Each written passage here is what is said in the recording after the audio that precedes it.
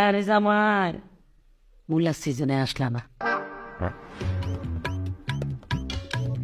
মাছ দিয়ে শুরু করি। হ্যাঁ ওই মাছটা এ কিটা মা? মাছ মাছের লগিটা কিটা? মূলা তোলা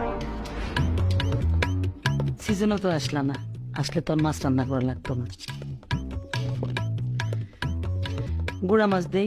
গুনা মাছের লগে কিটা মা? ওমা মূলা। না আরে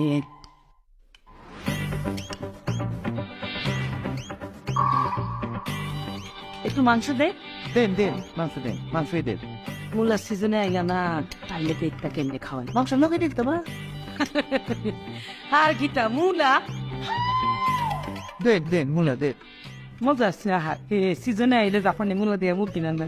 আচ্ছা ঠিক আছে দেন। শুকনা পড়ে গেছো না? শুকনা হয় একটু ডাইল হইলে ভালো হইতো। সিজনে যদি আইতা তাহলে বুঝতা মূলার সরসরি কেমনে খাওয়া যায়। আমার বাবা ডাইলের মধ্যে কিটা বসতেছে? আর কি মূলা না নয় আও ডালি দিয়া মূলার সরসই আমার বিয়ে খুব পছন্দ করে।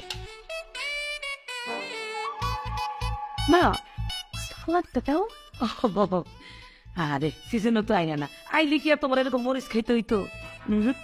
এই যে মূলাই খাইতে মারতা, শুধু মূলার সালাতি। এটা কিটা? জাপানি মূলা, জাপানি মূলার সালাদ। এটা মুলা? হ্যাঁ হ্যাঁ মুলা মুলা। খাওয়া শেষে একটু দুধ রাখছি। দুধ মা ভাত না খাই একটু দুধ দিচ্ছে আমার, ভাত তো খাইতে পারতেছি না, দুধ দে।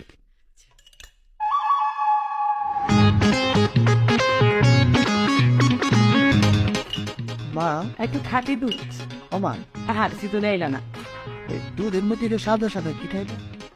খবর কি মূলা এটা মা সিজনে তো আইলা না। কি জন্য এনে কিনা করতে পারি? এটা মুলার সিজন না, এটা এনাতেই বলা হলো যে মাসাল্লাহ যে মুলা সেই জন্য এনে খেতে পারবো।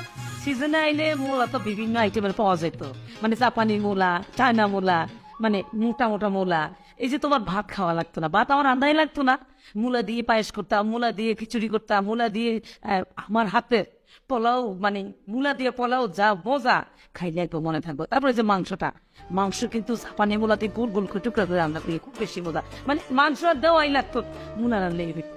এই যে এখন মনে করো রান্না করছি এক জাতের মূলা দিয়ে, না একটাই পাওয়া যায়। আর সিজনে হইলে বিভিন্ন আইটেমের মূলা পাওয়া যায়, তো চিকন, লম্বা, মোটা, জাপানি, চাইনিজ, তখন বিভিন্ন আইটেমের মূলা।